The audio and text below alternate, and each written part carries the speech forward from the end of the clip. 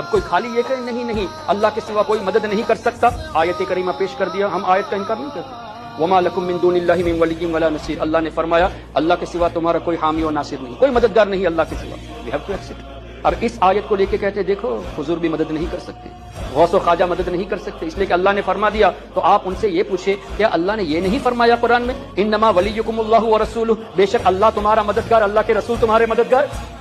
اب اس آیت کے بارے میں کیا کہو گے؟ اور اگلا حصہ والذین یقیمون الصلاۃ ویؤتون الزکاۃ وہم راکعون، اللہ کے نیک بندے بھی مددگار ہیں۔ ایک مسئلے کی وضاحت اور کر دینا مناسب سمجھتا ہوں، جب آپ کہتے ہیں کسی کو کہ اللہ کے علاوہ کوئی مددگار نہیں ہے تو آپ کے سامنے فوراً قرآن کی وہ ایک آیت پیش کریں گے، اس آیت کا جواب آپ کے سامنے دے دیتا ہوں۔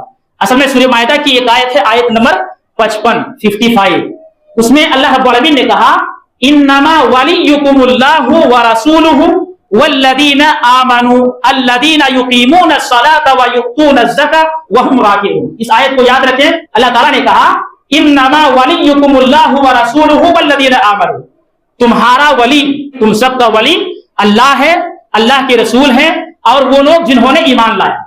تو اللہ تعالیٰ، اللہ کے رسول اور جو لوگ ایمان والے ہیں وہ تمہارے ولی ہیں، اور کہا کہ جو ایمان والے ہیں ان کی صفت یہ ہے الذین یقیمون الصلاۃ ویؤتون الزکاۃ، جو نماز قائم کرتے ہیں، زکات دیتے ہیں، وہم راکعون، اور وہ رکوع کرنے والے ہیں۔ تو یہی آیت آپ کے سامنے پیش کریں گے، اس کا جواب آپ کے سامنے بتا رہا ہوں۔ اس کو سمجھنے کے لیے آپ کو اس آیت کے تھوڑا پیچھے جانا پڑے گا، مطلب یہ آیت نمبر 55 ہے، آپ آیت نمبر 51 پہ چلیں، سورہ مائدہ کی آیت نمبر 51، وہاں پہ اللہ رب العالمین نے کہا یا ایھا الذین آمنوا لا تتخذوا اليہود والنصارى اولیاء بعضهم اولیاء بعض ومن يتولهم منکم فانہ منهم۔ سورہ مائدہ کی آیت نمبر 51 میں اللہ تعالیٰ نے کہا کہ اے وہ لوگوں جو ایمان لائے ہو، یہود و نصارہ کو اپنا دوست مت بناؤ، اس لیے کہ یہود و نصارہ آپس میں ایک دوسرے کے دوست اور مددگار ہیں۔ اللہ رب العالمین نے اتنی سختی ان کی دوستی کے بارے میں برتی اور کہا کہ جو آدمی یہود و نصارہ کو اپنا دوست بنائے گا، کہا وہ آدمی انہی میں سے ہے، اور اللہ ظالم قوم کو ہدایت نہیں دیتا۔